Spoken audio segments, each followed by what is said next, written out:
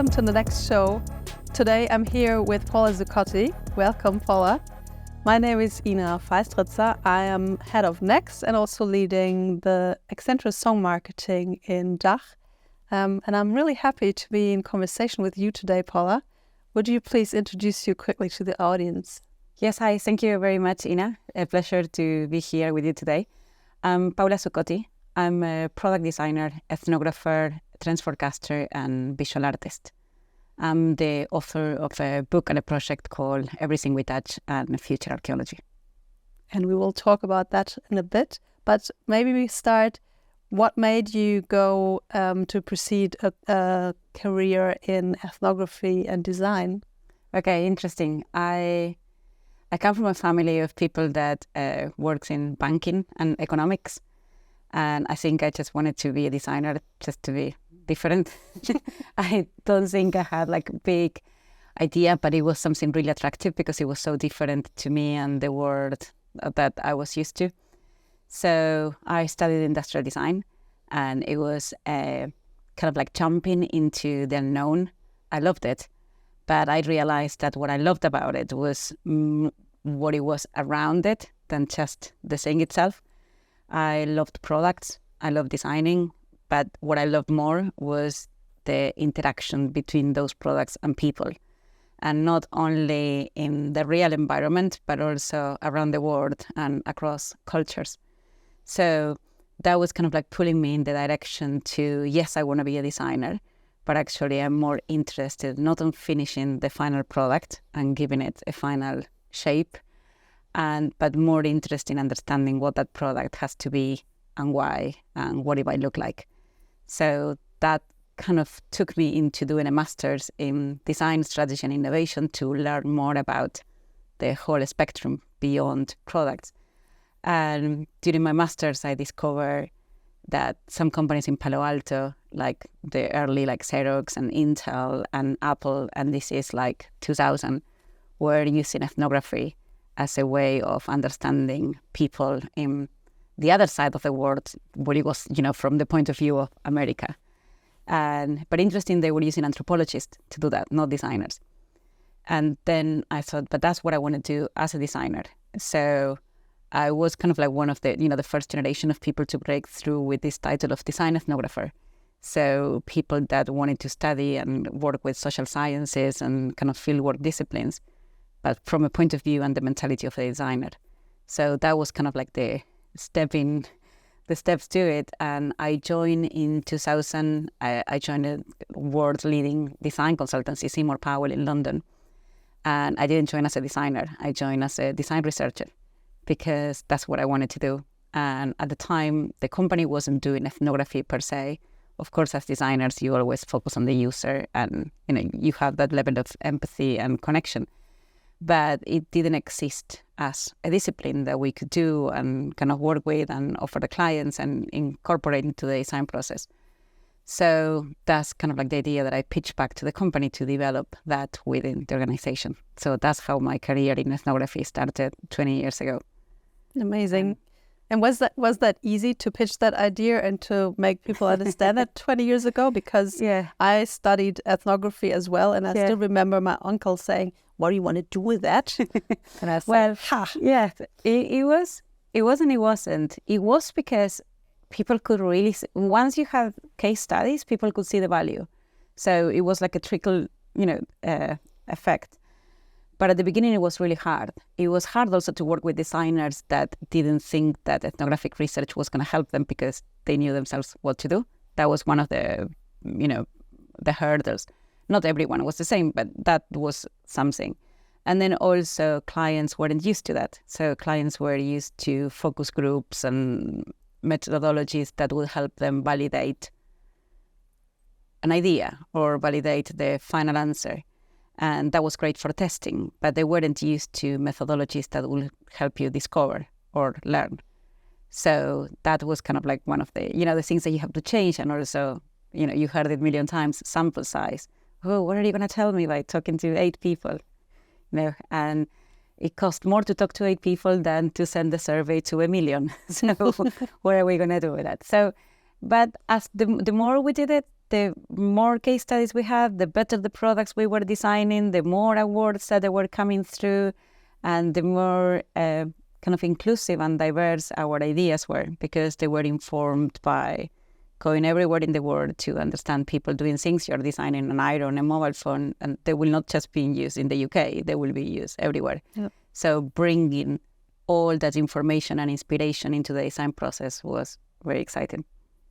You basically work all over the world, right? Yes. Can you quickly give us one or two examples of projects that you've done recently? Well, recently I just kind of spent a month in China looking at high-end consumption of very, very prestige luxury goods. And I've done that, but I've also traveled the world studying how people eat mayonnaise. So I've done very different things. I have spent time in India looking at people looking after their homes and care. I've been inside cars, studying how people experience the emotion of driving a performance car.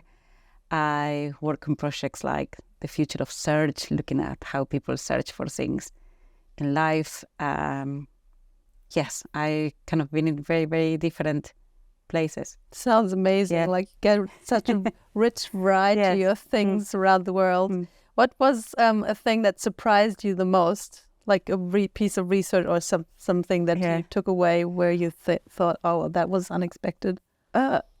Kind of like the things that you're exposed to and your own experience of being somewhere different and feeling in a way really comfortable, and also like coming from a complete different place.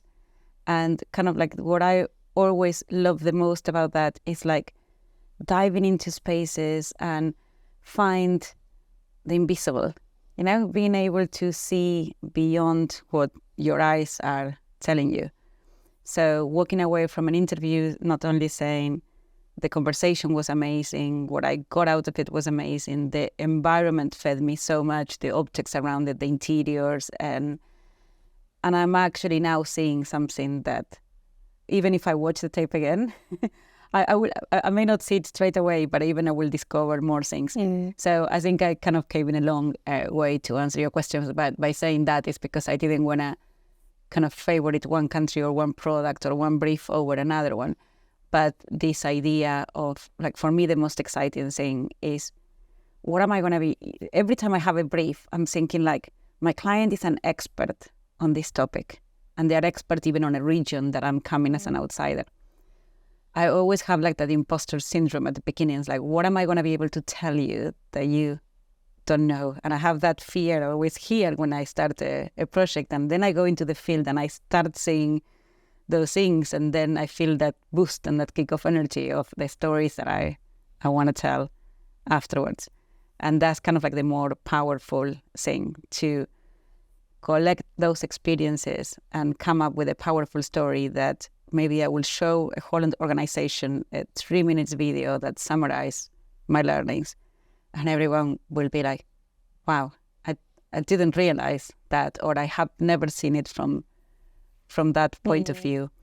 And that's the part that is the most exciting. And in anything that I will do, like from cars to fashion to shampoo. Yeah.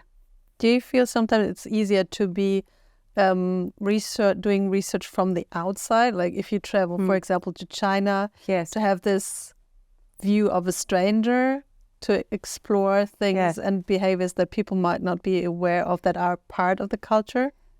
Definitely, but also you have to tread really carefully, with your assumptions and what may just surprise you because it's different. But then, you just mentioned China, then you replay back to China that story, and it's been like, but that's obvious, or like, So it is extremely helpful, and I think the beauty on that is like you don't stop surprising yourself, and you're always looking for the story. You're always looking for it.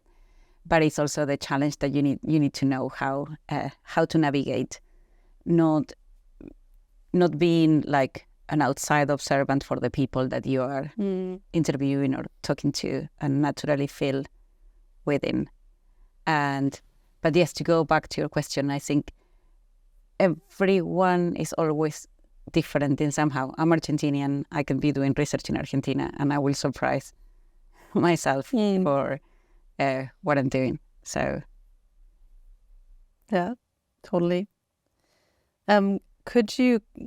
I mean, I don't want to go too much into detail, but could you share some tools or techniques that you use for doing your research for people who are not in this field? Yes.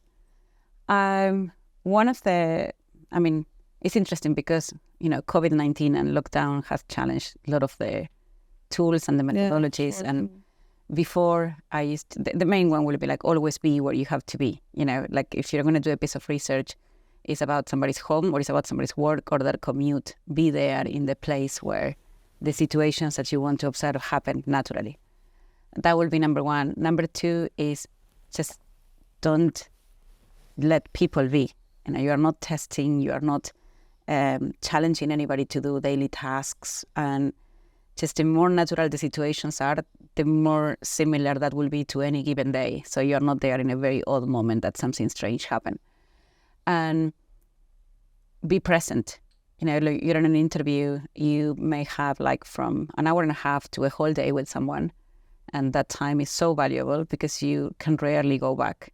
So while you are conducting a research interview and you have to have certain types of lens of, how your aims and your objectives and what it is that you want to learn from it.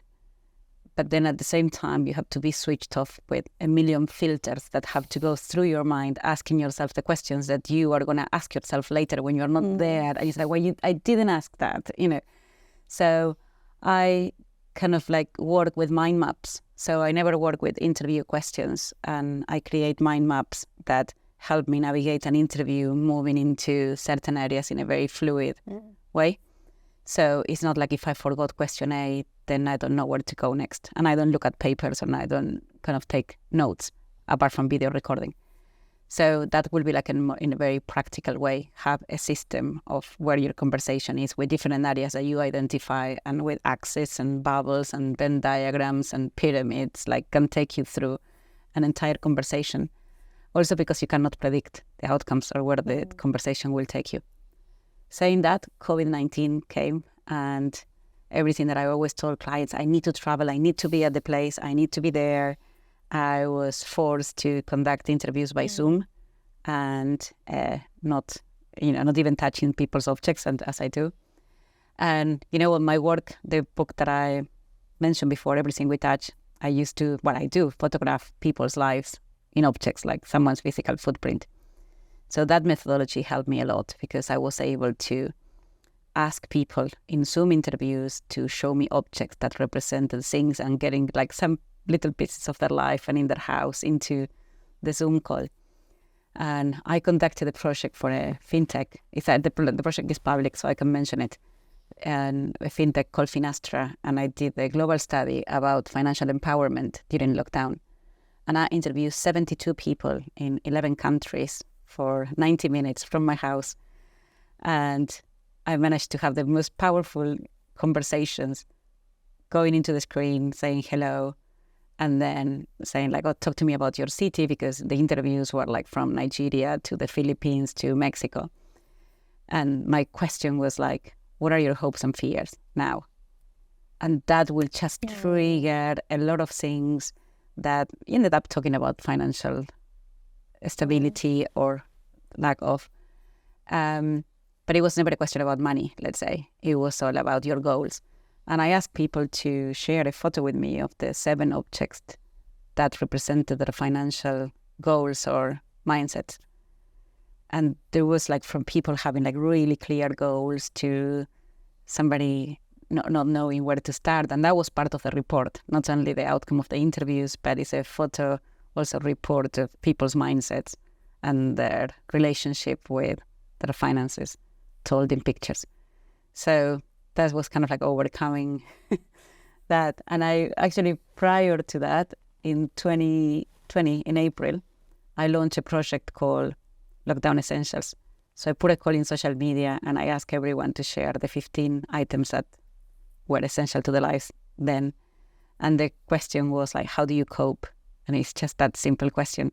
And I have photos from Saudi, from Brazil, from Kenya, and these are people's stories in 15 objects explaining how they cope with lockdown. And you see things like from, books, alcohol, chocolate, mental health medicine, plants, children's stories, sex stories, drugs, like anything that will help somebody cope.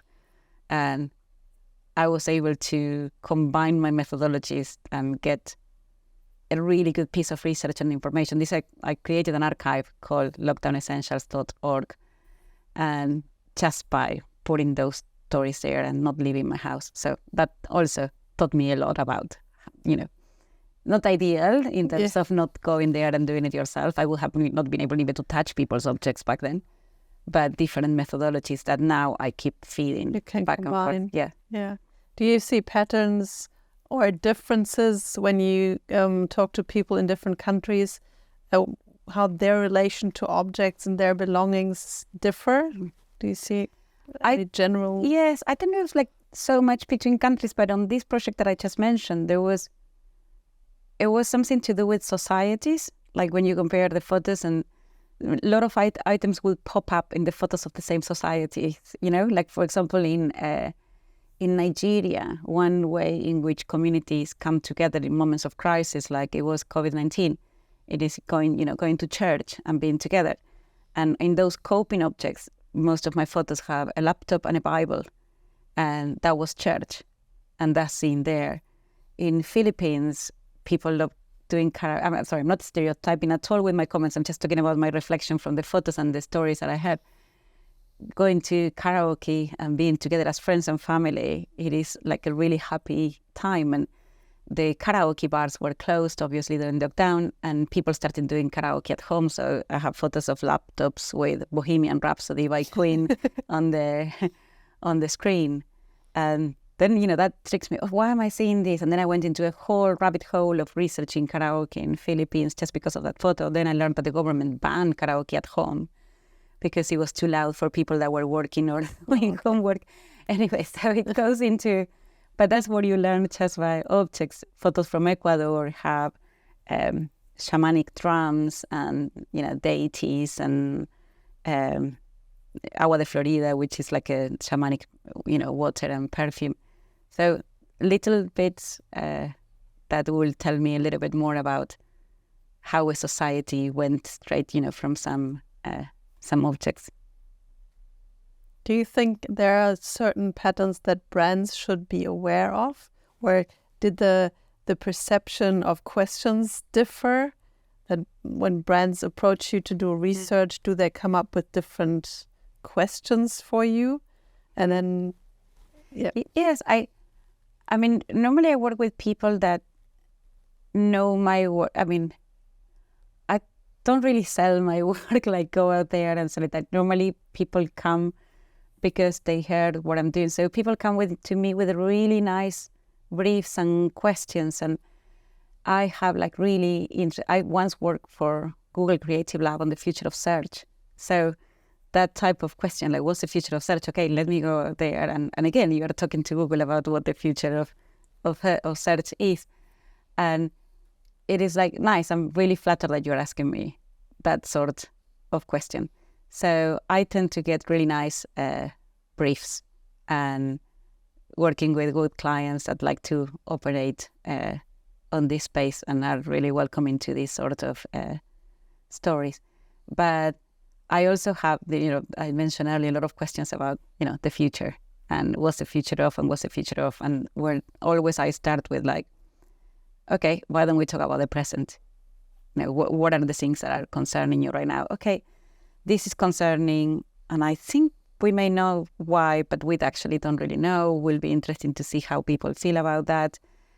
What emerging needs are in this category at the moment, what is happening, how this market differs from another one. And then you end up realizing, oh, actually, this is a present brief.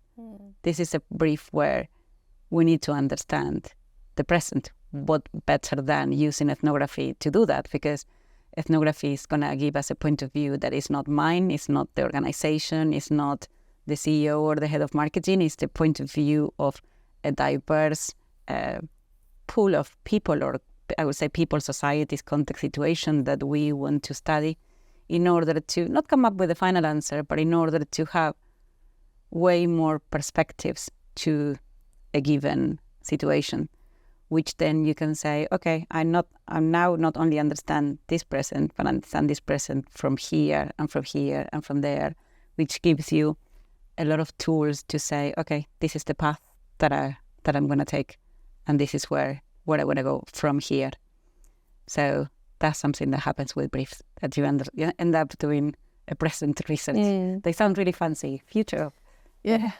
Does it sometimes happen that people who give you a brief are completely surprised by your research, or do they usually have an idea?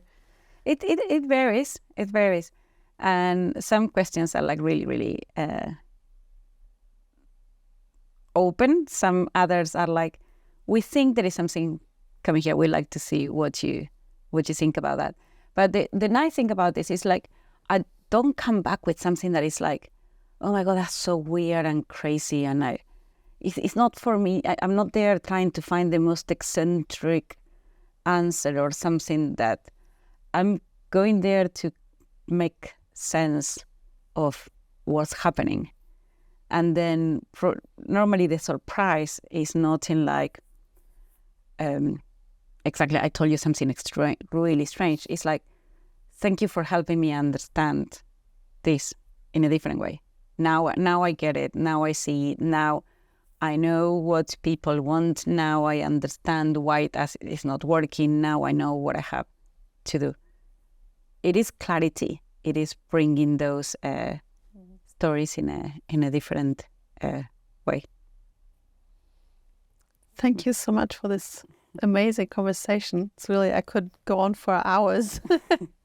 Thank you. Thank you for your time. Pleasure.